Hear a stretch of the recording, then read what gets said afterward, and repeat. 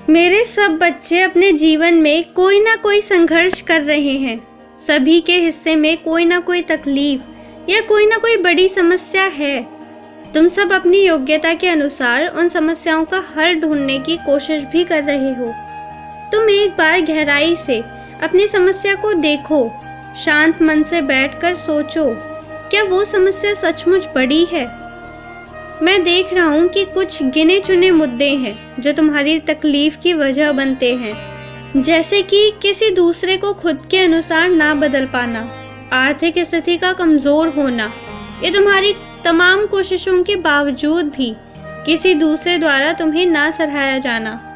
तुम ये देखो कि सुख और दुख के बीच का अंतर तुम कैसे तय करते हो।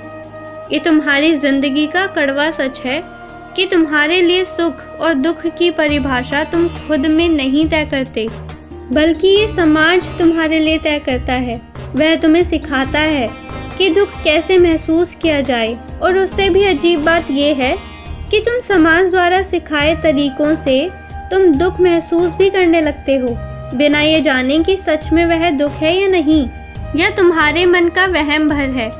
तुम्हें बरसों से एक खास तरह का प्रशिक्षण दिया जाता है।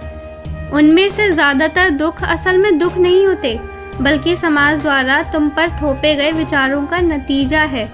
उदाहरण के लिए, अगर पत्नी पति की हर बात ना माने तो पति की दुख की वजह बन जाती है। पति इस दुख में इतना खो जाता है कि वो पत्नी की 1000 अच्छाइयाँ भी नहीं देख पाता, या उसका समर्पण, उसके विचारों को नहीं समझ पाता। वह कभी भी ये नहीं समझ पाता कि असल में उसे पत्नी से कोई दुख नहीं है, बल्कि ये सब दुख उन विचारों के कारण जो समाज ने उसके दिमाग में बिठा रखे हैं। यही बात पत्नी पर भी लागू होती है। अगर उसके मन में ये विचार डाल दिया जाए कि पति अगर अपने परिवार व माता पिता का कहना मानता है तो वो बुरा पति साबित होगा। पत्नी को पति की ये अच्छाई भी सबसे बड़ी बुराई लगती है। वो ये कभी नहीं समझ पाती कि जो पति अपने माता पिता का सम्मान नहीं कर पाएगा, वो पति उसे कैसे सम्मान देगा।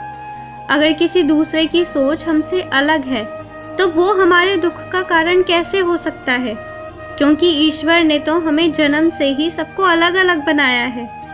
तो इसका अर्थ है कि हम सभी जन्म से दुख लेकर पैदा हुए हैं। अलग अलग विचार के लोग ही एक दूसरे से जुड़कर एक दूसरे को पूरा करते हैं। तुम परिवार को ही देखो, अलग अलग विचारों के लोग मिलकर रहते हैं, परंतु तुम ना समझो, जो अपने से अलग लगता है उसे बुरा मान बैठते हो। इस वजह से तुम दुखों में घिर जाते हो। इन सबसे ऊपर उठकर अगर तुम सच्चे मन से, पूरी ईमानदारी से दूसरों को गहराई से झांकोगे तो पाओगे कि इनमें बहुत खूबियां हैं जो तुम्हारे अंदर नहीं है। बहुत कुछ है जो हम उनसे सीख सकते हैं। दूसरों की अच्छाई और तुम्हारी अच्छाई मिलकर एक खुशनुमा माहौल तय कर सकती है। एक दूसरे से अलग विचार होते हुए भी जीवन को स्वर्ग बनाया जा सकता है। जरूरत है बस एक दूसरे के साथ ईमानदार होने की, एक नई शुरुआत करने की। जिस दिन तुम किसी पूर्व ग्रह के सुख और दुख के बीच का अंतर करना सीख जाओगे तो तुम्हारी जिंदगी के आधे दुख खत्म ही हो जाएंगे। सबसे मिलकर रहना चाहिए, चाहे कोई हमसे अलग भी क्यों ना हो। परिवार में भी तो लोग अलग विचारों के ही होते हैं, फिर भी मिलकर रहते हैं ना। एक दूसरे के साथ एडजस्ट करना सीखते हो तो ऐसे दूसरे लोगों के साथ भी एडजस्ट करना सीखो। जिंदगी में खुशियाँ आ जाएंगी।